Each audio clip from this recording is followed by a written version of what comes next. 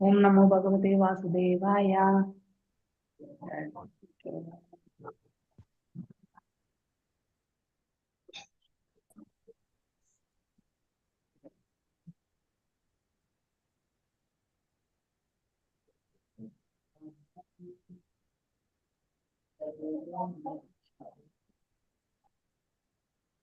அதியா அதை எடுத்துக்குவோம். அந்த இப்ப போட்டோம் நீலாமிருத்தம்.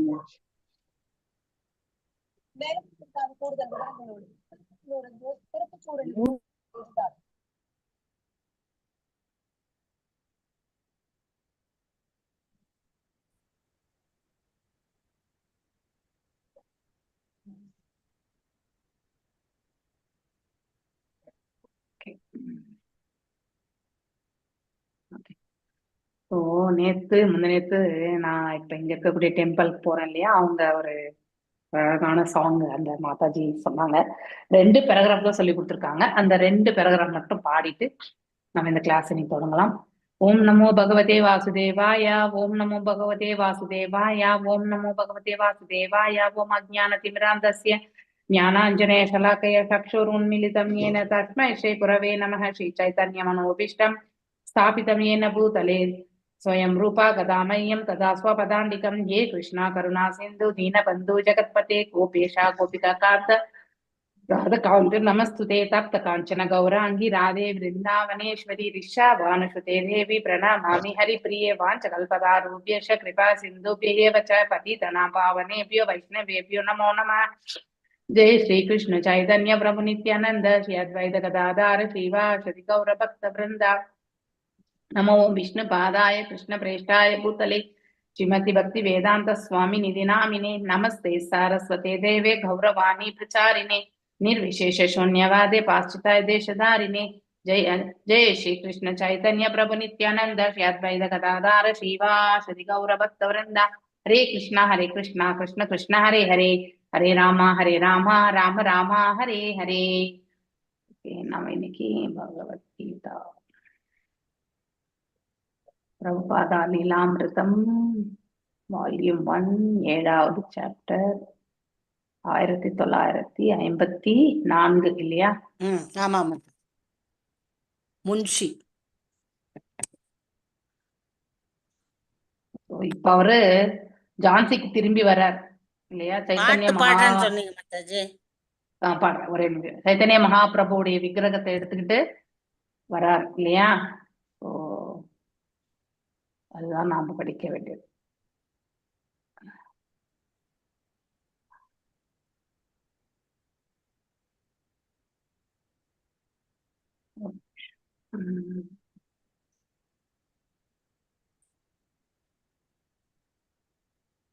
கரெக்ட். அவை did not adopt saffron dress அதெல்லாம் படிச்சிட்டோமா நம்ம? படிக்கலாம். அந்த பேரை முடிச்சிட்டா அடுத்த பேரை. Okay fine. சோ ஷட்கோ சுவாமி எல்லாம் போட்டு அந்த வேற திங்ஸ் எல்லாம் வாங்குவாங்க மத்தாஜி. அதுக்கப்புறம் பார்க்கணும் எப்ப இந்த அட்வர்டைஸ்மெண்ட் வரும்னே சொல்ல முடியாது. எதை ஓபன் பண்ணாலும் அட்வர்டைஸ். कृष्णा कृष्ण कनानर्तन परौ प्रेमामृताम्बो निधि धीरा धीर जन प्रियौ प्रियकरौ निर्मत्सरौ पूजितौ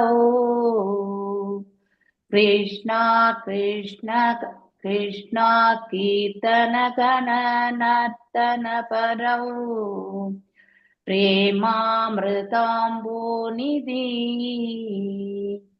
धीरा धीर जन प्रियौ प्रियकरौ निर्मत्सरौ पूजितौ श्री चैतन्य कृपा भरौ भुवि भुवो वहन्तरकौ वन्दे रूप सनातनौ रघुयुगौ श्रीजीव गोपालगौ श्रीचैतन्यकृपाभरौ भुवि भुवि भुवो बर्हावहन्तारकौ वन्दे रूपसनातनौ रघुयुगौ श्रीजीवगोपालगौ नानाशस्त्रविचारणै निपुणनौ सद्धर्म संस्थापकौ लोकं हितकारिणौ त्रिभुवने मन्यौ शरण्याकरौ राधा कृष्ण पदारविन्द भजना नन्देन मत्तालिकौ वन्दे रूपसनातनौ रघुयुगौ श्रीजीवगोपालगौ नानाशस्त्रविचारणैकनिपुणौ सद्धर्म संस्थापकौ लोकानां हितकारिणौ त्रिभुवने मन्यौ शरण्याकरौ राधा कृष्ण पदारविन्द भजना नन्देन मत्तालिकौ वन्दे रूपसनातनौ रघुयुगौ श्रीजीवगोपालगौ. ஸோ இந்த பாடல் வந்து யார் பாடுறதுன்னா இவரு யாரு ஸ்ரீதர் ஸ்ரீனிவாஸ் ஆச்சாரியா நினைக்கிறேன். 6 கோஸ்வாமிகளை பற்றி ஆமா ஸ்ரீனிவாஸ் ஆச்சாரியா வந்து பாடுறது இது. ஸோ 6 கோஸ்வாமிகளுடைய குளோரிபிகேஷன் ஆக்சுவலி அவருடைய பாதங்களில் வந்து இவர் வந்து அதாவது நமஸ்காரங்களை வந்து தெரிவிக்கிறது. I offer my respectful obeisances unto 6 Goswamis. யாரெல்லாம் 6 Goswamis? ரூப கோஸ்வாமி, சனாதன கோஸ்வாமி தான் ஃபர்ஸ்ட் இல்லையா? ரூப கோஸ்வாமி, நாம எல்லாம் ரூபனுதாஸ் இல்லையா? ரூப கோஸ்வாமி தான் முதல்ல சொல்றாங்க. இவர்தான் முதல்ல இது பண்ணது ரூப. ஆமா ஆமா ஆமா. ஆனா he is the chief of all Goswamis. Sanatana Goswami is the chief of all Goswamis actually. So Shri Sanatana Goswami, Shri Rupa Goswami, Raghunatha Goswami, Raghunatha Bhatta, Raghunatha Dasa Goswami, Bhatta Goswami, Jiva Goswami, Gopala Bhatta Goswami, who are always engaged in chanting the holy name of Krishna and dancing. எப்பவுமே அவங்க வந்து பகவானுடைய புனித நாமங்களை வந்து உச்சரித்து கொண்டும் நடனம் ஆடுக நர்த்தனம் இல்லையா? நர்த்தனம் சொல்றத விட நடனம் இல்லையா? Dancing. They are just like the ocean of love of God. அதாவது பகவானுடைய அன்பு எனக்கூடிய பெருங்கடல் அவங்க எல்லாருமே. And they are popular both in gentle and with ruffians because they are not envious of anyone. இல்லையா? அதாவது ஒரு தூய பக்தருக்கு இருக்கக்கூடிய குவாலிட்டி என்னன்னா, அதாவது நம்ம சனாதன சிதாதிர் முனி இருக்காங்க இல்லையா? அந்த மாதிரி ஒரு பக்குவம். ஜென்டில்மேன்னாலே வந்து அதாவது கம்பேஷனோட இருக்கக்கூடியவங்க இல்லையா? அப்படிப்பட்ட யாரையுமே மன்னிக்க கூடிய ஒரு மனசு இருக்கக்கூடியவங்க, அந்த மாதிரி ஒரு இது. அப்படிப்பட்டவங்களுக்கு வந்து பொறாமை எனக்கூடிய நிர்மத்சராம் இல்லையா? மத்சரவ் அப்படின்னு அந்த பாடல்லே வருது இல்லையா? அதாவது அந்த பாடல்ல நிர்மத்சரவ் பூஜிதௌ ஏன்னா அவங்க சோ அவங்களுக்கு இந்த பொறாமை என்பது கிடையாது. Actually whatever they do, they are all pleasing to everyone, but they are fully blessed by Lord Chaitanya. அவங்க எது செய்தாலுமே எல்லோருக்குமே வந்து பிடித்த, எல்லோருக்குமே ஏற்றுக்கொள்ளக்கூடிய அந்த ஒரு செயல்களை தான் அவங்க செய்யறாங்க. சோ அப்படிப்பட்டவங்க வந்து யாரால வந்து கருணையா அதாவது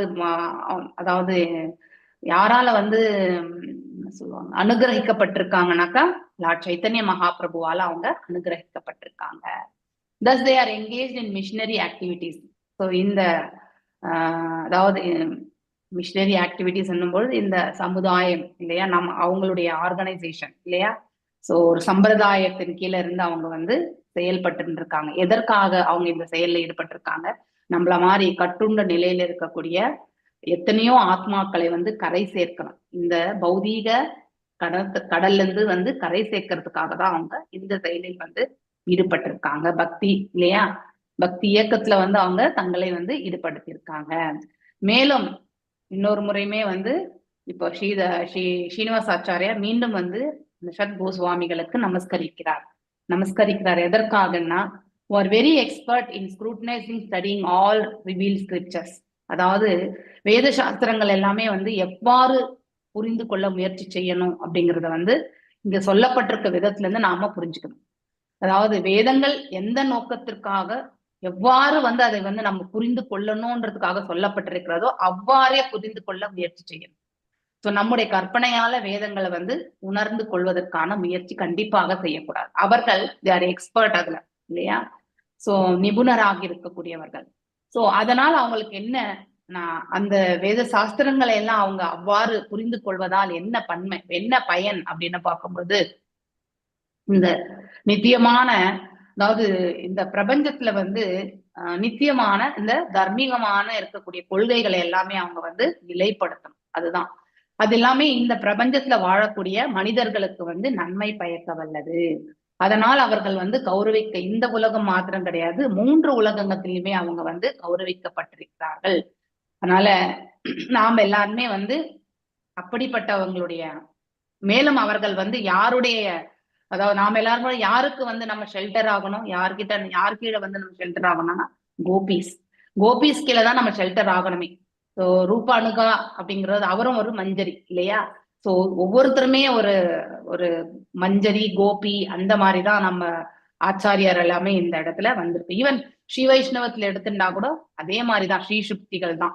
சோ ஒருவர் அந்த மாதிரி பகவானுக்கு நித்திய தொண்டு புரியக்கூடியவங்களுக்கு, கோபிகள் எல்லாம் யாரு, எப்பொழுதுமே இறைவனுக்கு திருத்தொண்டு புரிந்து கொண்டிருப்பவர்கள் இல்லையா.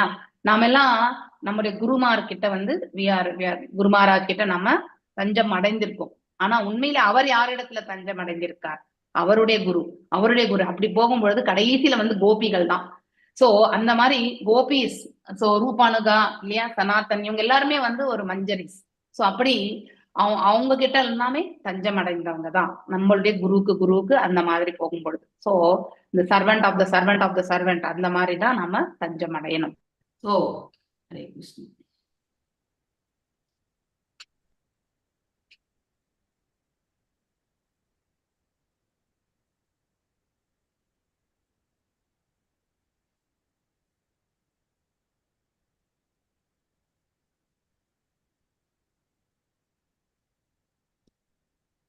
ஹரே கிருஷ்ணா. ஹரே கிருஷ்ணா கேக்குதா? பவர் கேக்குது சோ அதனால நாம அது இதுல சார்ஜ் போயிடுச்சு, அதனால எடுத்து விடுங்க. So they are still all pleasing to everyone. Whatever அவங்க எது செய்தாலுமே அனைவருக்குமே வந்து ஏற்றுக்கொள்ளக்கூடியது, அந்த மாதிரி ஒரு செயல் ஈடுபடுகிறார்கள். ஏன்னா பகவானுடைய அருளை பெற்றவர்கள் இல்லையா, யாரு, Lord Chaitanya Mahaprabhu. So thus they are engaged in missionary activities. இது முடிச்சிட்டோம்ல, இங்க தானே படிச்சிட்டோம். They are all honored. அதாவது 3 உலகத்திலுமே அவர்களுக்கு வந்து அதாவது ரெஸ்பெக்ட் உண்டு இல்லையா, மதிப்பு உண்டு. சோ அவங்க எல்லாமே they are worth taking shelter. அவங்க பாதங்கள்ல நாம தஞ்சம் அடையிறது வந்து மிகவும் வந்து அதாவது மேன்மைக்குரிய விஷயம். ஏன்னா they are all observed in the mood of gopis. கோபிகள் எவ்வாறு வந்து இறைவனுக்கு வந்து திருத்தொண்டு புரிகிறாங்களோ அந்த மாதிரி ஒரு பாவத்தை அவர்கள் கொண்டவர்கள். எப்பொழுதுமே வந்து they are always engaged in the loving service of the Radha and Krishna. Okay, so Gopi's தான் அரேஞ்ச் பண்றது இல்லையா, நம்ம அது படிச்சிருக்கோம். அவங்களுடைய லீலைகளுக்கு எல்லாமே இவங்க எப்பவுமே தொண்டு புரியுகிறவர்கள் தான் இல்லையா. எஸ், யார் வாசிக்கிறீங்க? யார்கிட்ட புக் படிக்கிறேன் மத்தாஜி. தமிழ்ல எடுத்து வச்சிருக்கேன் மத்தாஜி. சரி ஓகே, வாசிங் நீங்க. சரி ஓகே, வாசி.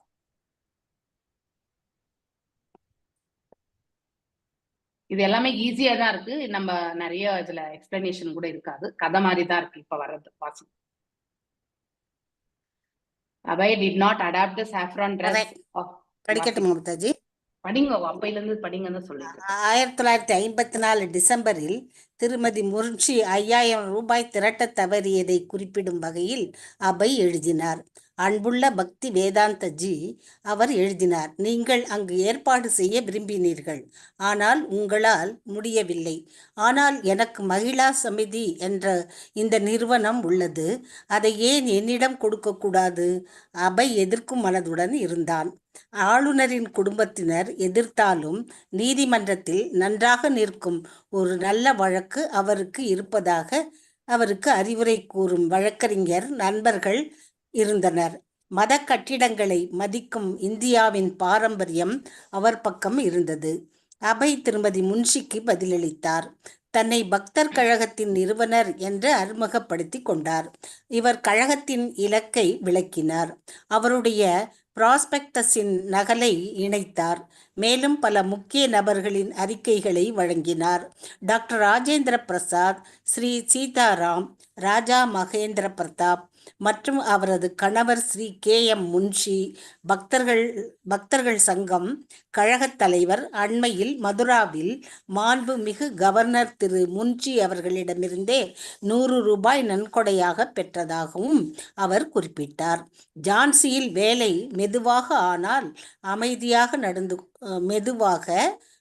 அமைதியாக நடந்து கொண்டிருந்தாலும் திருமதி முன்ஷியின் பேச்சுவார்த்தைகளால் அவரது மனம் இப்போது கவலைப்பட்டதாக அபை கூறினார்.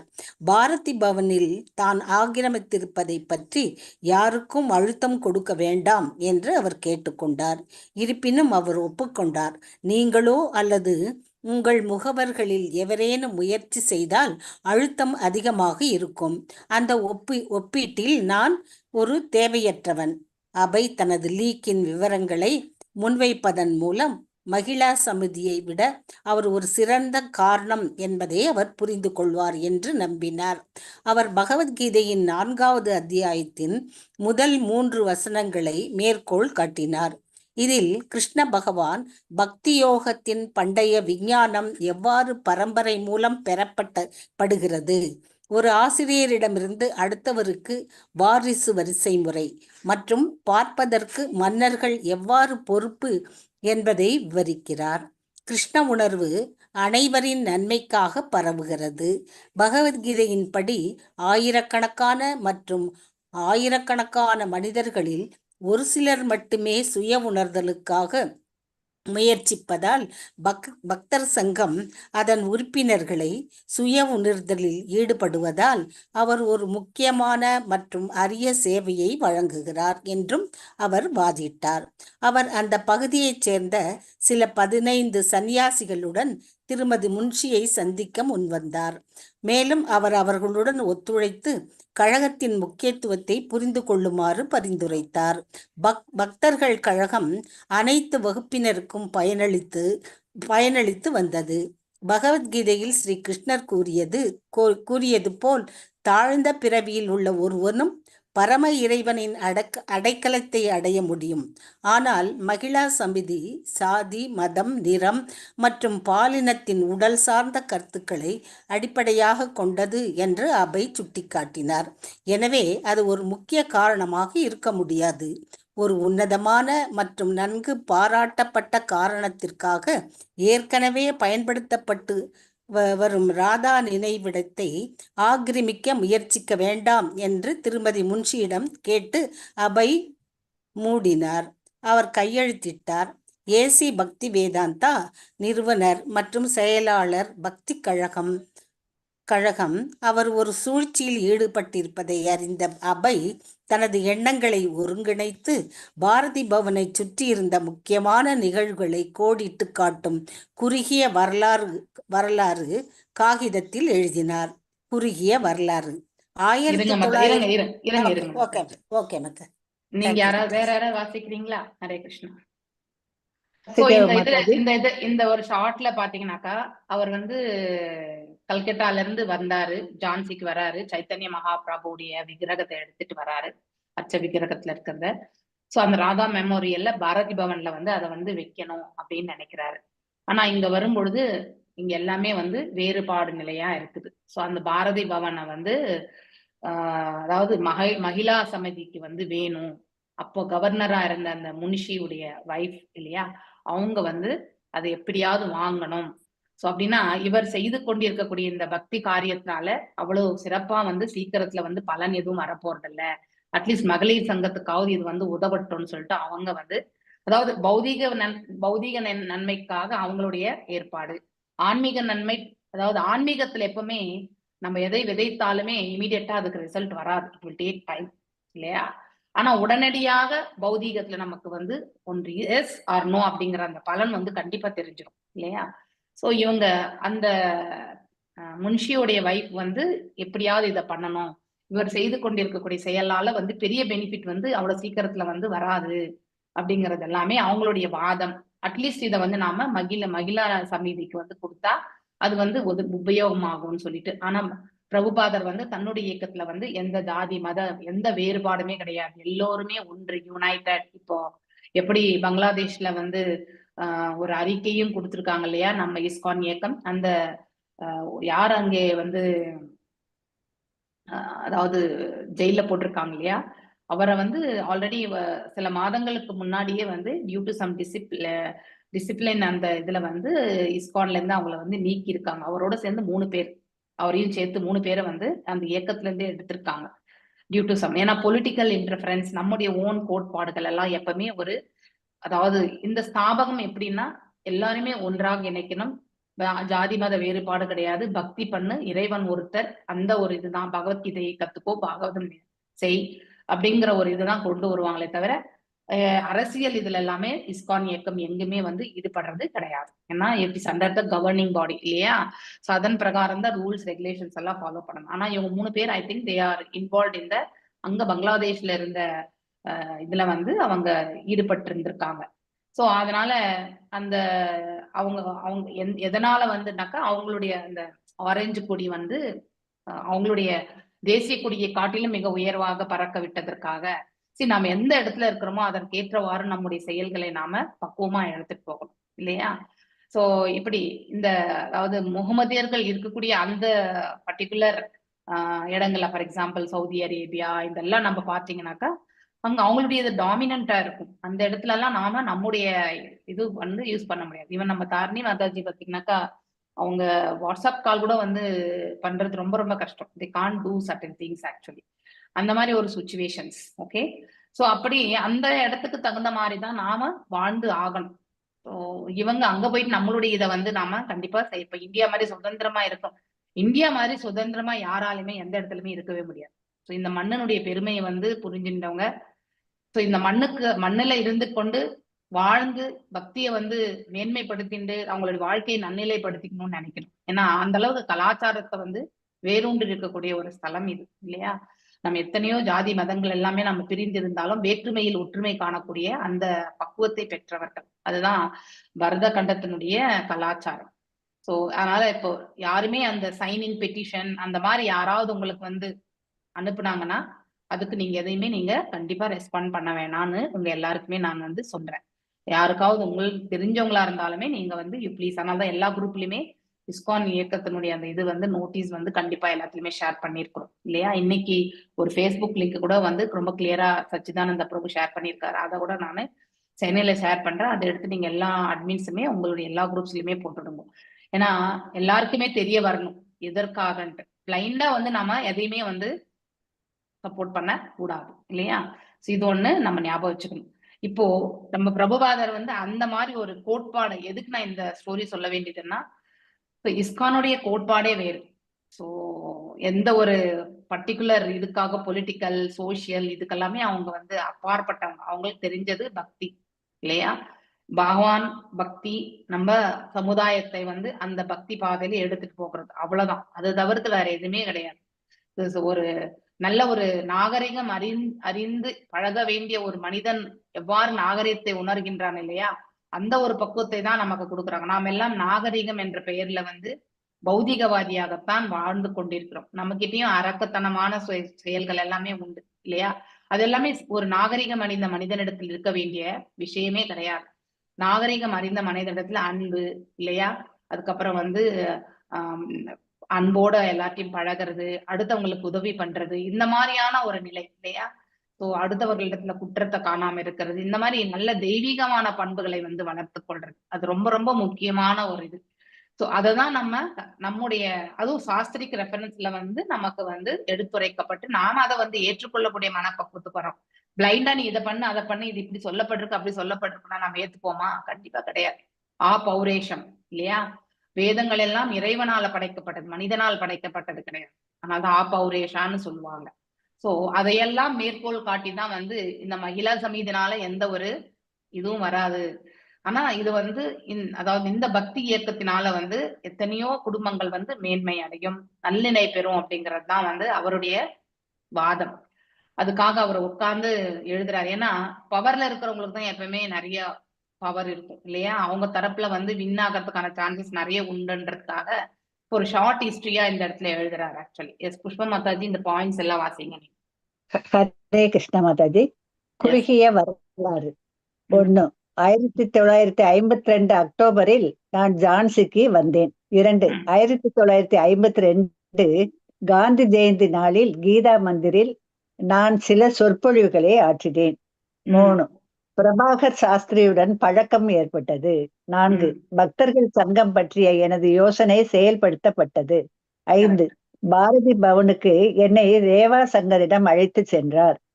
6. ஸ்ரீ ரேவா சங்கர் பாரதி பவனை பக்தர் கழகத்திடம் ஒப்படைக்க ஒப்புக்கொண்டார். மேலும் பிரபாகர், மித்ராஜி மற்றும் நான் முன்னிலையில் அதில் உறுப்பினராக சம்மதித்தார். 7. உறுதிப்படுத்துவதற்காக அலகாபாத்திலிருந்து கடிதங்களை எழுதுகிறேன். 8. அவர் எனது கடிதத்தை 10/12/52 அன்று உறுதிப்படுத்தினார். 9. 1/1/53 அன்று ரேவா சங்கரின் ஆசையை பிரபாகர் தெரிவித்தார். 10. பக்தர் கழகத்திற்கு தேவையான ஆவணத்தை பெற்று உறுப்பினர்களின் கையொப்பத்திற்காக ஜான்சிக்கு வந்தேன். ரேவா சங்கர் கையொப்பமிட்டு செயற்குழு உறுப்பினராக ஒப்புக்கொண்டார். 11. ஆவணம் 4/2/53 அன்று லக்னோவில் பதிவுக்காக சமர்ப்பிக்கப்பட்டது. 10/10/53 அன்று திரும்பியது. 12. பக்தர்கள் சங்கம் சம்பிரதாயமாக 16/5/53 தொடங்கி வேலை தொடங்கியது. அதனால் கட்டிடத்தை ஆக்கிரமித்து தொடர்ந்து பணி செய்து வருகிறேன். அவை தனக்கு கிடைத்த செய்தி, விளம்பரம் மற்றும் வாழ்த்துக்கள் உட்பட 30க்கும் மேற்பட்ட புள்ளிகளை பட்டியலிட்டார். அவர் எனது தொழிலையும் குடும்பத்தையும் தியாகம் செய்து இங்கு வந்த கதையை பட்டியலிட்டார். பூட்டை உடைத்து கொள்ளையடிக்கும் செய்தியை அறிவுறுத்தும் வகையில் அலகாபாத்திலிருந்து எனக்கு தந்தி வந்தது. என்னால் இங்கு வேலை நிமித்தம் தொழிலுக்கு செல்ல முடியவில்லை. அதைத் தொடர்ந்து மூடப்பட்ட ரூபாய் 7,000 அவை தனது சன்னியாசி கடவுள் சகோதரர்கள் சிலரிடம் உதவிக்காக திரும்ப நினைத்தார். அவர் அல்லது அவர்கள் கட்டிடங்களை வாங்க முடிந்தால் அவரது போட்டியாளர்கள் அமைதியாக இருப்பார்கள். அவர் தனது சொந்த பணிகளுக்கு ஒரு துணையாக கட்டிடங்களை வாங்குவதில் தனது காட் பிரதர்களுக்கு ஆர்வம் காட்டுவது பயனுள்ளது என்று அவர் நினைத்தார். விருந்தாவனம் வெகு தொலைவில் இல்லை. மதுராவிற்கு 4 மணி நேர ரயில் பயணம் மற்றும் பின்னர் ஒரு சிறிய தாங்க சவாரி. அவர் 1953 அக்டோபரில் புனித யாத்திரைக்காக அங்கு சென்றிருந்தார். மேலும் ஒரு நாள் அங்கே தங்க வேண்டும் என்ற எண்ணத்துடன் கேஷிகாட்டாவுக்கு அருகில் உள்ள ஒரு கோவிலில் இருக்கும் அறையை கூட பார்த்தார். அவர் ஜான்சியில் வசிக்க தொடங்கியதிலிருந்து பல முறை அங்கு பயணம் செய்துள்ளார். இம்முறை அவர் இம்லி தல கோயிலுக்கு சென்று தனது பரமபிதா பக்தி சாரங்க கோஸ்வாமியை பார்த்து பாரதி பவனத்தின் உரிமையை எடுத்துக்கொள்ள விரும்புகிறாயா என்று கேட்டார். அது ஸ்ரீ சக்தி சாரஸ்தல பவவாதத்தின் போதனைகளின்படி கிருஷ்ண உணர்வை பிரசங்கிக்க பயன்படும். ஆனால் பக்தி சாரங்க கோஸ்வாமி ஆர்வம் காட்டவில்லை. ஜான்சியின் மீது ஆர்வம் இல்லாத மற்றொரு கடவுள் சகோதரரான தாமோதர மகாராஜாவை அணுகிய பிறகு அவை மற்றொரு கடவுள் சகோதரரான கேசவ மகாராஜாவை பார்க்க மதுராவுக்கு திரும்பினார். கேசவ மகாராஜா தனது சீடர்கள் குழுவுடன் மதுராவில் ஒரு மையத்தை நிறுவ இருந்தார். ஆனால் அவர் இன்னும் பொருத்தமான இடத்தை கண்டுபிடிக்கவில்லை. அதனால் ஜான்சியில் உள்ள கட்டிடங்களை பற்றி அவை அவரிடம் சொன்னபோது அவர் ஆர்வமாக இருந்தார். அவை மற்றும் கேசவ மகாராஜா ஆகியோர் திரு பயலுக்கு அவர்களின் கோரிக்கைகள் மற்றும் அவர்களின் இயக்கத்தின் நோக்கங்களை முன்வைத்து ஒரு கடிதத்தை ஏற்றினார். பின்னர் ஒரு குழுவாக ஜான்சிக்கு பயணம் செய்தனர். அபய் மற்றும் கேசவ மகாராஜா அவரது சீடர்களுடன் கேசவ மகாராஜாவும் அவரது குழுவினரும் ஜான்சியில் பல நாட்கள் தங்கி கீர்த்தனைகள் மற்றும் சொற்பொழிவுகளை நடத்தினர். அவர்கள் ரேவா சங்கர் வயலுடன் ஒரு சந்திப்பை வைத்திருந்தனர். ஆனால் திரு பயல் அதை முறியடித்தார். எனவே அவர்கள் மற்றொரு நாளில் அவரை பார்க்க காத்திருக்க வேண்டியிருந்தது. இதற்கு இடையில் கேசவ மகாராஜா ஜான்சியின் கருத்தை உருவாக்கி அபையுடன் இதை தனது தலைமையகமாக மாற்றுவதற்கான சாத்தியக்கூறுகளை விவாதிக்க நேரம் கிடைத்தது. மக்கள் வரவேற்பதாகவும் ஆனால் அந்த இடம் மிகவும் தொலைவில் இருப்பதாகவும் அவர் குறிப்பிட்டார். திரு பயலை சந்திப்பதற்கு முன்பே கேசவ மகாராஜா தனது முழு பணியையும் ஜான்சியில் வைக்க தயங்கினார். ஸ்ரீல பக்தி சித்தாந்த சரஸ்வதி ஒரு சாமியார் பெரிய நகரங்களுக்கு செல்ல வேண்டும் என்றும் தனிமையில் பஜனை செய்யக்கூடாது என்றும் கூறியதை அறிந்த அபய் ஒப்புக்கொண்டார். மேலும் ஜான்சியில் 2 வருடங்கள் கழித்து அவர் முழுநேர பின் தொடர்பவர்களை உருவாக்கவில்லை என்பதை ஒப்புக்கொண்டார். அவர்கள் இறுதியாக ஹரே கிருஷ்ண மாதாஜி. தேங்க்யூ மாதாஜி. ஹரே கிருஷ்ணா. சோ இந்த பாயிண்ட்ஸ் எல்லாமே டைரக்டாவே இருக்கு. அப்படின்னா நம்ம கூட எப்பயாவது வாதிக்கணும்னா இது வரைக்கும் நாம என்னெல்லாம் செஞ்சோம், ஒரு அட்வொகேட்டுக்கிட்டே போறோம்னா கூட நமக்கு அத்தாரிட்டிவா லீகலி நமக்கு கிளைம் பண்றதுக்கு வந்து ஒரு சில பாயிண்ட்ஸ் கண்டிப்பா தேவை இல்லையா? அதெல்லாம் தான் வந்து இந்த இடத்துல வந்து நீட்டா பாயிண்ட் பை பாயிண்டா வந்து எழுதியிருக்காரு. அதுக்கப்புறம் அவருடைய கடவுள் சகோதரர்கள் இல்லையா, அதாவது பக்தி சித்தாந்த சரஸ்வதி தாகூரார் அவருடைய சீடர்கள் இல்லையா, அவங்க கிட்ட போய் மதுரால வந்து அவங்க கிட்ட வந்து உதவி கேட்கிறார். நீங்களே கூட எடுத்து நடத்துங்கோ, ஆனா வாங்குங்கோ, நாம இந்த இடத்துல இருந்து பண்ணலாம்னு சொல்லிட்டு அவருடைய வார்த்தைகளை கேட்டு அதிகம் கேசவ மகாராஜ் அவங்க எல்லாரும் வர்றாங்க, மதுரால இருந்து வர்றாங்க. அதுக்கப்புறம் மிஸ்டர் பாயல், அதாவது ரேவா சங்கர் பாயல் அவங்களையும் வந்து மீட் பண்ணணும்னு நினைக்கிறாங்க. ஆனா அவர் முதல் நாள் அவர் வந்து மீட் பண்ணல. அதுக்கப்புறம் அவர் வந்து நெக்ஸ்ட் பார்க்கணும்னு நினைக்கிறாங்க. Even before meeting Mr. Boyle, Keshav Maharaja felt reluctant to stay his whole mission in Jhansi. ஏன்னா அது ஒதுக்குப்புறமா இருக்கிறது தான் இல்லையா? Abhay agreed, aware that Bhakti Siddhanta Saraswati had said that preachers should go into the big cities, not practice his bhajan in the seclusion. ஏன்னா செக்லூஷன்ல இருந்தா யாருமே வந்து வரத்துக்கு வந்து யோசிப்பாங்க இல்லையா? ஸோ இப்போ சென்டர் ஆஃப் த சிட்டில இருந்தா நிறைய பேர் வந்து ஃபெசிலிட்டி இருக்கும், வர்றதுக்கு போறதுக்கு ட்ரெயின் இருக்கும், பஸ் இருக்கும் இல்லையா, எல்லாமே இருக்கும். அந்த காலத்துல வந்து குதிரை வண்டி இதெல்லாமே இருந்தது. ஸோ ஆனா இந்த மாதிரி தனியா இருக்கிற இடத்துல வந்து அது வந்து பிராக்டிஸ் பண்றது அவ்வளோ எஃபெக்டிவா இருக்காதுன்றது அவங்க. And he admitted that after 2 years of in Jhansi he had made no full time followers away. அவரால கன்வெர்ட் பண்ண முடியல. ஏன்னா சேவ மனப்பான்மையில இருக்கிறவங்க யாருமே இல்லை. பிரபாகர் மிஸ்ரா ஒருத்தர் தவிர அவருக்கு ஒருத்தருக்கு தான் தீட்சை கொடுத்திருந்தார். When he finally met Mr. Bayal, so failed to present clear terms for purchasing the property. He said they were eligible to buy it, but he had made their use of building conditional. He wanted to have to say in nature the programs they would hold. Abhay knew that this was the first sign of shady dealings. Leah and he suspected Mr. Bayal was under mounting pressure to give building to that. So, ஏன்னா governor அவங்களுடைய wife இல்லையா, அவங்களுடைய pressure, இவர் வந்து அந்த பக்கம் தான் சாயணும்ன்றது வந்து இதுதான் மனிதனுடைய இயல்பே இல்லையா? எதையுமே வந்து வெளிப்படையா எப்பவுமே சொல்ல முடியாது. அதாவது பொலிட்டிக்கல்ல இருக்கக்கூடியவங்க வந்து இமீடியட்டா வந்து எந்த காலகட்டத்திலுமே, அது எந்த காலகட்டம் கிடையாது, எல்லா காலகட்டத்திலுமே ஸோ இப்படி ஸ்ட்ரெயிட் ஃபார்வர்டா இருக்கக்கூடியவங்களுக்கு, ஹானஸ்டியா இருக்கிறவங்களுக்கு வந்து அவங்களால இந்த மாதிரி பாயிண்ட் பை பாயிண்ட் தான் எழுத முடியும். ஸோ இவங்களுக்கு வந்து பாயிண்ட் பை பாயிண்ட் தேவையே இல்லை. They can any time they can ஆக்கியூபை, அந்த மாதிரி தான்.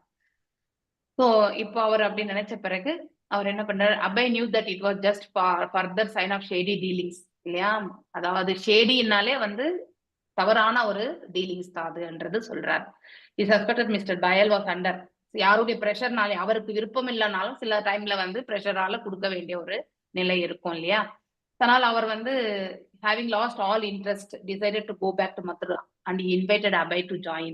ஸோ கேசவ மகாராஜ் வந்து அவரும் வந்து கிளம்பி போகணும்னு நினைக்கிறாரு. ஸோ இவரையும் அழைக்கிறாரு. Abhay remained. Mr. Bayal wanted him out and even returned Abhay's deposit. அதாவது அவர் 210 ரூபாய் கொடுத்திருந்தாருல, அது கொடுத்தார். Claim that Abhay had now no justification for residing. So இங்க இருக்கிறதுக்கு அவருக்கு வந்து எந்த ஒரு இதுவுமே கிடையாது சொல்றதுக்கு இல்லையா. இப்போ இது ப்ரூஃப். இப்போ நான் ஒரு அட்வான்ஸ் கொடுத்துருந்தா அந்த வீட்டுல நான் இருப்பேன். அட்வான்ஸும் கொடுத்தாச்சுன்னா நீ எனி டைம் நீ காலி பண்ணி தான் ஆகணும், வீட்டுக்கார வந்து காலி அந்த மாதிரி தான். ஸோ லாஸ்ட் ஈவெண்ட்ஸ் ஒரு ஷார்ட் ஹிஸ்டரியா ஹி கேவ் பேக் மீ. மீண்டும் வந்து அவர் deposit, he has no money in the bank and the bank has return it with remark. The money which was given to him is misappropriated by him for his own purpose and now he has given false check with arrangement. அது false check ஆயிருச்சு. It's a plain cheating to me from the beginning to the end. முதல்ல இருந்து கடைசி வரைக்குமே. So ஆனஸ்டியா இருக்கிறவங்களுடைய life எப்படி இருக்குன்றது வந்து பிரபுபாதருடைய லைஃப்ல இருந்து நாம தெரிஞ்சுக்கணும். I must be compensated for all the money before I can leave the buildings.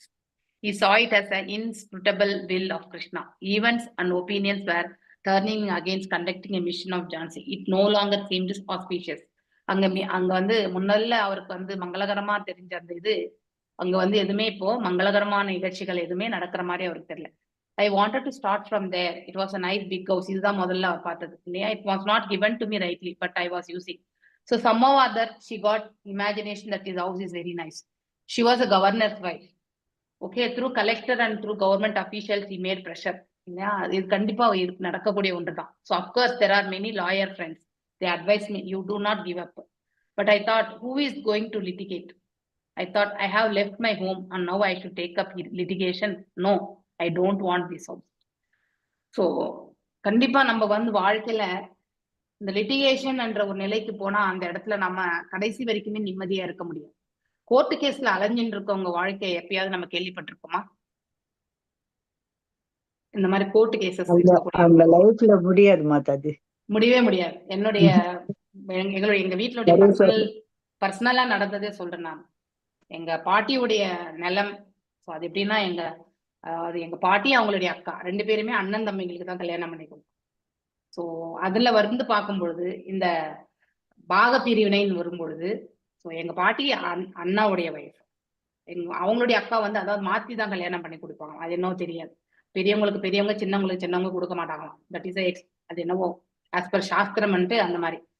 இந்த லிட்டிகேஷன் வந்து பாத்தீங்கன்னாக்கா ஹைகோர்ட்ல வந்து நியர்லி 20 years போச்சு. அதை வந்து எத்தனை பாகமா பிரிக்கிறதுன்றத. ஸோ அவங்க வந்து ஒத்துக்கல. ஏன்னா நாங்க எங்களுக்கு எக்ஸ்ட்ரா அப்படின்னு சொல்லிட்டு அவங்க. ஸோ இப்படி பார்க்கும் பொழுது முடியாம போனதுனால கடைசியில போய் எங்க அப்பாவே அதை வந்து கேஸ வாபஸ் வாங்கிட்டு வந்து தன்னுடைய அக்கா மகனுக்கே வந்து எங்க பாட்டி எழுதி கொடுத்துட்டாங்க. ஃப்ரீ. அதாவது பாத்தீங்கன்னாக்கா ஒரு ரூபாய் மதிப்பு இருக்கக்கூடிய ஒரு நிலம்னா அது வந்து ஒரு 10 பைசாக்கு வந்து எழுதி கொடுத்துட்டு வந்துட்டாங்க எங்க பாட்டி. ஆனா அந்த நிலத்தை எழுதி கொடுத்து வித்தின் 1 or 2 yearsல எங்க பாட்டி வந்து மரணம் அடைந்து விட்டார்கள்.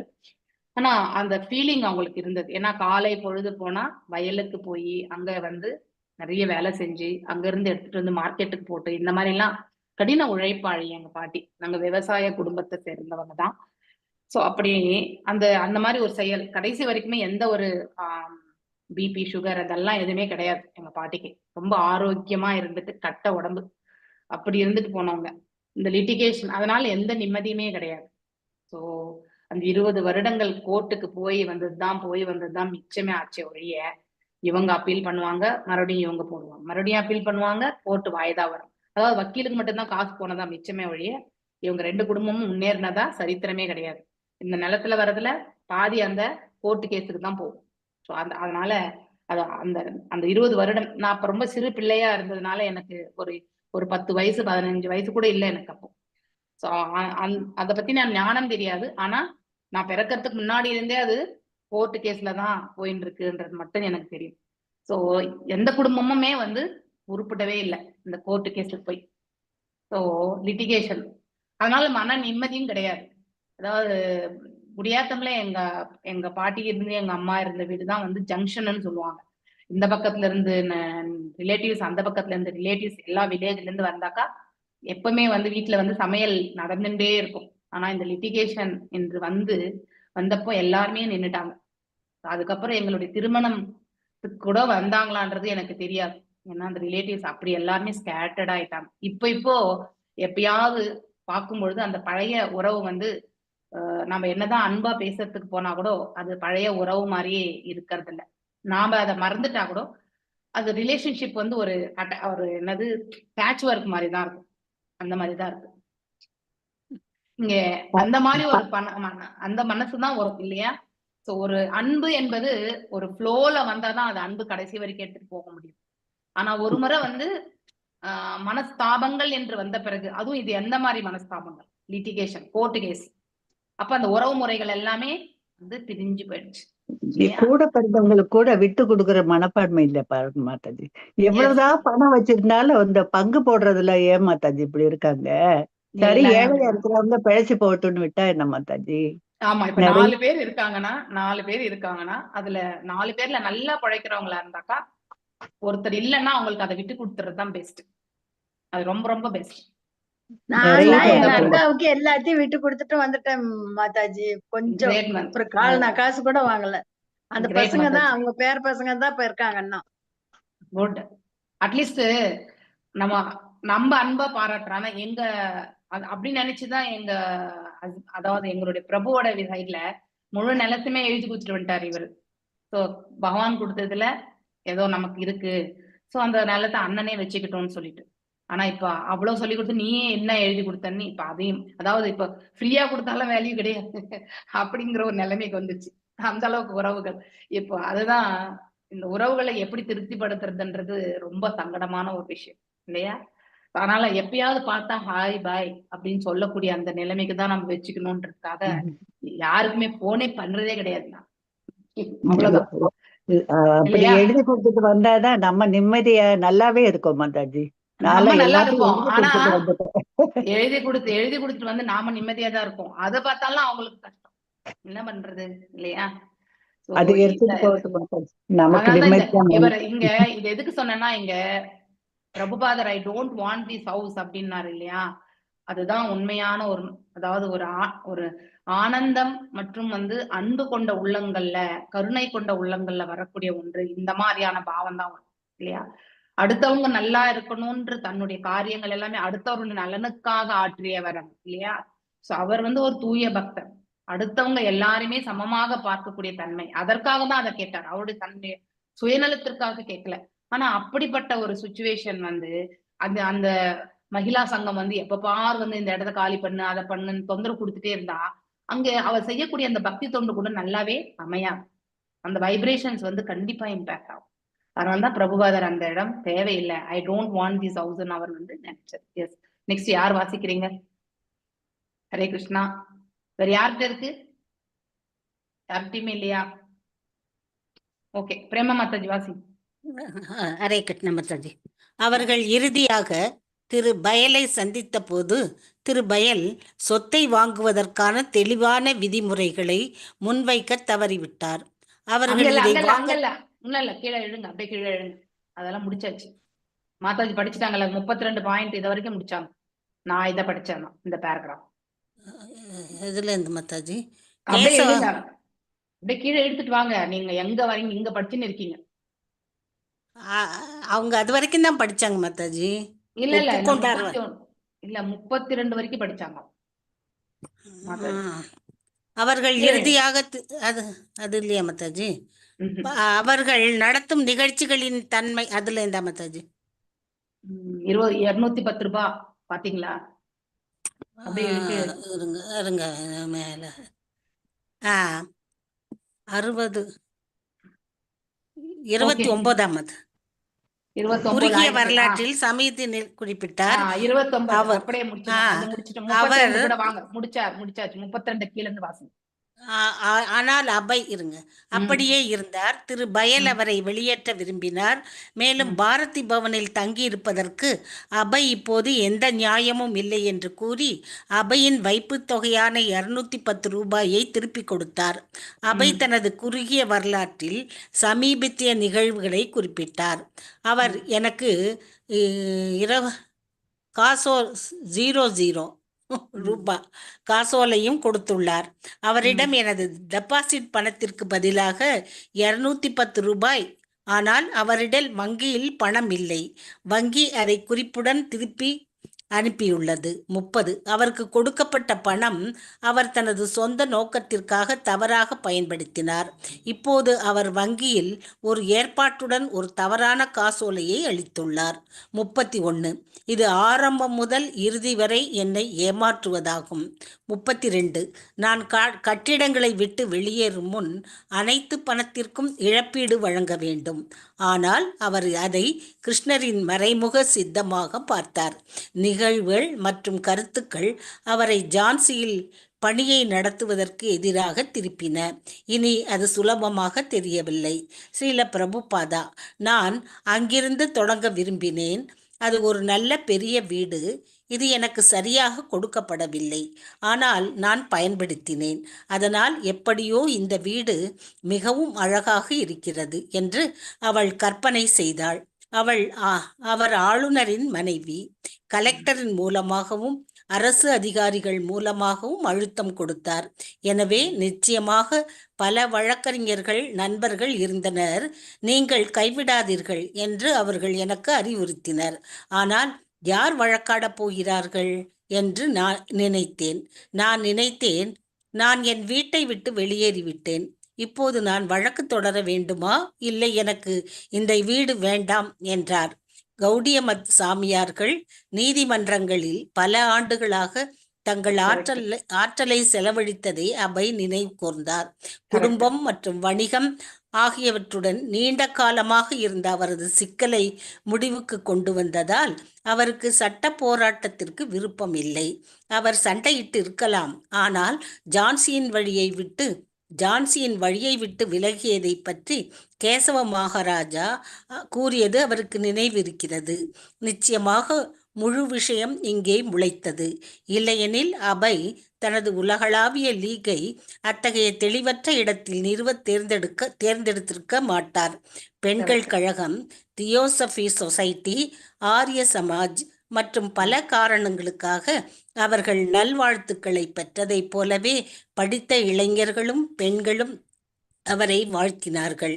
ஆனால் அவர்களின் நல்ல நோக்கங்கள் நிச்சயமாக தூய்மையான சரணாகதி மற்றும் பக்திக்கு குறைவாகவே இருந்தன. அவருடைய ஒரு சீடன் கூட அவருக்கு பகுதி நேர உதவியை மட்டுமே வழங்க முடியும். ஆனால் இந்த கருத்துக்கள் அவரை வெளியேற்றுவதற்கு போதுமானதாக இல்லை. அவர் வெளியேற்றப்பட்டார் என்பதே உண்மையான விஷயம். ஸ்ரீல பிரபுபாதர்: நான் வெளியேறவில்லை என்றால் யாரும் என்னை ஓட்ட முடியாது. அது ஒரு உண்மை. ஆனால் நான் நினைத்தேன், யார் இந்த விஷயங்களில் வழக்கு தொடரப் போகிறார்கள்? இது கவர்னரின் மனைவி.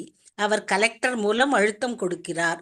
பொறுப்பில் இருக்கும் மேலாளர் அவருக்கு சில சினிமா வீடு இருந்தது. எனவே அவர்கள் உரிமத்தை புதுப்பிக்க வேண்டும்.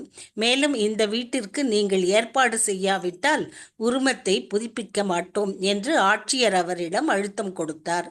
நான் நினைத்தேன், தேவையில்லாமல் இந்த மனிதன் சிக்கலில் இருப்பான். நான் பல ரூபாய் கொடுக்க வேண்டும். அவள் கவர்னரின் மனைவி. வெளியேற முடிவு செய்தார். அவர் இல்லாத சமயங்களில் பக்தர் சங்கத்தை தொடருமாறு நண்பர்களிடம் கூறினார்.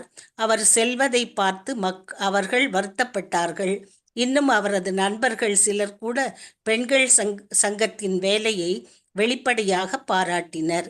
அது வருவதைக் கண்டு மகிழ்ச்சி அடைந்தனர். அவரால் சொந்தமாக கட்டிடங்களை வாங்க முடியவில்லை என்பதை அறிந்திருந்தும் அவர்களால் அவருக்கு பண உதவி செய்ய முடியவில்லை. அவரது நெருங்கிய பின்பற்றுபவர்கள் அதிகம் பாதிக்கப்பட்டனர். ஆனால் அவர்களது உறவு தொடரும் என்று அவர் உறுதியளித்தார். ஆச்சாரிய பிரபாகர், ரதேலால், முல்லிக், திரு மித்ரா, டாக்டர் சாஸ்திரி அவர்களுக்கு கடிதம் எழுதுவார். மேலும் அவர்கள் என்ன செய்ய வேண்டும் என்பதற்கான வழிமுறைகளையும் அவர்களுக்கு வழங்கினார். குறிப்பாக ஆச்சாரிய பிரபாகர் ஜான்சியை அவர்கள் முக்கிய வசிப்பிடமாக மாற்றாவிட்டாலும் அவரை அழைப்பதாக அபை கூறினார். ஆனாலும் உலக இயக்கத்திற்கான லட்சிய திட்டங்களை வகுத்து வீடு வீடாக ஊர் கிராமமாக சென்று சங்கீர்த்தனம் செய்து கீதை உபதேசம் செய்து பிரசாதம் விநியோகம் செய்து இந்த அத்தியாயம் முடிவுக்கு வந்தது. மேலும் அவர் திரும்பி வருவார் அல்லது ஜான்சியில் வசிப்பவர்களை அவர் மீண்டும் பார்ப்பார் என்று எதிர்பார்க்க முடியாது. அபை பாரதி பவனிலிருந்து வெளியேறிய போது அதன் 6 அடி உயர எழுத்துக்கள் பக்தர்களின் லீக் வெளிப்புற சுவற்றின் குறுக்கே வரையப்பட்டிருந்தது. அவர் சோகமாக உணர்ந்தார். அது அவருக்கு இயற்கையான தன்னிச்சையான வெற்றியாக இருந்தது. ஜான்சியின் இளைஞர்கள், படித்தவர்கள் ஆரம்பத்திலிருந்தே அவரை பார்த்து கொண்டிருந்தார்கள். சூழ்ச்சி இல்லாமல் இருந்திருந்தால் அவர் ஒருபோதும் வெளியேறியிருக்க மாட்டார்.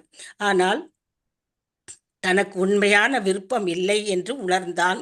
அவர் வியாபார நிமித்தமாக குடும்பத் தலைவராக வந்து கிருஷ்ணரிடம் தஞ்சமடைய வேண்டிய கட்டாயத்தில் வீடற்ற வானப்பிரஸ்தமாக வெளியேறினார். அவரது திட்டங்கள் நிச்சயமற்றவை, ஆனால் அவரது ஆசை வலுவாக இருந்தது மற்றும் அவரது உடல்நிலை நன்றாக இருந்தது. எனவே அவர் சைத்தன்ய கடவுளை தன்னுடன் சுமந்து கொண்டு மதுராவிற்கு சென்றார். ஹரே கிருஷ்ணா மாதாஜி. ஹரே கிருஷ்ணா மாதாஜி. ஸோ இந்த வரிகள் எல்லாமே நமக்கு மிகவும், அதாவது கனமான ஒரு உணர்வை நமக்கு ஏற்படுத்தி கொடுக்கிறது இல்லையா? அந்த காலத்திலேயே அவ்வளவு பவர்ஃபுல்லான ஜனங்க. ஸோ ஆட்சியில இருக்கிறவங்க நாமெல்லாம் இப்பதான் அந்த மாதிரி இருக்குன்னு நினைக்கிறோம். நான் உண்மையிலேயே அந்த ஆங்கிலேயர்கள் சுரண்டின்னு போன பிறகு கூட அஞ்ஞானத்துல உழண்டு கொண்டிருந்த மக்கள் மத்தியில கூட இந்த மாதிரி பௌதிகத்திற்கு எவ்வளவு முக்கியத்துவம், ஒருத்தர் தர்மமான காரியம் பண்றாங்கன்னா அவங்களுக்கு எவ்வளவு இடைஞ்சல் இல்லையா? இது எல்லாமே இந்த இடத்துல இருந்து நம்ம பாக்குறோம். சோ அங்கிருந்த முக்கிய நண்பர்கள் அவர்களை எல்லாம் விட்டு அந்த லீக், அதாவது லீக் ஆஃப் டிவோட்டிஸ் அதை எழுதியிருக்கக்கூடியதுலயே 6 அடி உயரத்துக்கு எழுதியிருந்தாங்களாம் லெட்டரிங். அதை பார்த்து மனசுல அவருக்கு ரொம்பவுமே கனமா இருக்கும் இல்லையா? நம்ம ஒரு எஃபர்ட் போட்டு அந்த வேலை, அந்த வேதனையோட அவர் அந்த இடத்தை விட்டு, அதாவது சைத்தன்ய மகாபிரபுடைய விக்கிரகத்தை எடுத்துட்டு மதுராவை நோக்கி போகிறார். ஓகே, நான் இன்னைக்கு இதோட நிறுத்துறேன். ஏன்னா நம்முடைய மனசு கூட கனமாயிடுது இல்லையா? ஏன்னா அவர் அந்த அளவுக்கு எவ்வளவு எஃபர்ட் போட்டிருப்பார் இல்லையா? அவர்கிட்ட இருந்த 3000 காசு, அந்த 3000 காசு ஒரு ஊரா போய் ஒரு வீடா போய் இல்லையா பிரசங்கங்கள் பண்ணி, சோ சுற்றி இருக்கக்கூடிய வில்லேஜஸ் எல்லாமே பண்ணி அது ஒரு பெரிய இயக்கமா கொண்டு வரணும்னு சொல்லிட்டு, ஒரு புறம் 7000 ரூபாய் வர்த்து இருக்கக்கூடிய அந்த கம்பெனி லாஸ் இல்லையா, அடுத்து 3000 கையில இருந்தது போச்சு. சோ இப்படி எல்லாத்தையுமே அவர் இழந்து பகவானுக்கு மட்டுமே அவர் தொண்டு புரிந்து கொண்டிருந்தத கடைசியில அங்க செய்ய முடியாத ஒரு சுச்சுவேஷன் வந்தது இல்லையா? அதுக்கப்புறம் அந்த இடத்த விட்டே அவர் அந்த பெரிய இடத்து தாக்கம்ங்கிறது அவருக்கு நல்லா புரியுது இல்லையா மாதாஜி? கவர்னரோட ஒய்ஃப் எல்லாம் நம்ம அவர்கிட்ட ஜெயிக்க முடியாதுங்கிறதுல எவ்வளவு வேதனையோட அவர் எல்லாம் உணர்ந்து சொல்றாரு மாதாஜி. அதெல்லாம் கேட்கும் பொழுது ரொம்ப that is how the practical life இப்ப இருக்கக்கூடிய சூழ்நிலை. நம்ம எதுவுமே அதாவது மனசாட்சியோட பார்க்கும்பொழுது அது எல்லாமே தவறா தெரியும். உலகாயுதவாதி கண்ணோட்டத்துல பார்க்கும் பொழுது எதுவுமே தவறு கிடையாது என்பது தெரியும். அதுதான் நம்ம இந்திய பிரபஞ்சம் கூட. எது வேணா செய்யலாம் அப்படிங்கறதையும் சொல்றாங்க மாதாஜி. எஸ், தட்ஸ் ரைட் இல்லையா? அவரு ரியலைஸ்ட் சோல் மாதாஜி. அவரு எல்லாத்தையும் பேலன்ஸ்டா எடுத்துக்கிட்டாரு. ஸ்கூல்ல எவ்வளவுதான் இருந்தாலும் சரி, குடும்பத்திலேயே அளவுக்கு கஷ்டப்பட்டு நமக்கு இந்த இயக்கத்தை கொடுத்திருக்காருன்னா நாம அதை நல்ல முறையில பயன்படுத்தி நாம பக்தி பாதையில முன்னேறி நம்மளால முடிஞ்சதை 10 பேருக்கு சொல்லி சோ நாம இந்த பாதையில போகணும். அதுதான் நாம அவருக்கு கொடுக்கக்கூடிய ரிட்டர்ன்ஸ். ஓகே, ஹரே கிருஷ்ணா. வாஞ்சகல்பதாரூபியஸ்ச அவங்க என்ன விஷயத்த செஞ்சிருக்கிறார் மாதாஜி, அது ரொம்ப பாராட்டக்கூடியது மாதாஜி. Yes yes. வாஞ்சகல்பதாரூபியஸ்ச கிருபா சிந்துபியேவ ச பதிதனாம் பாவனேபியோ வைஷ்ணவேபியோ நமோ நமः.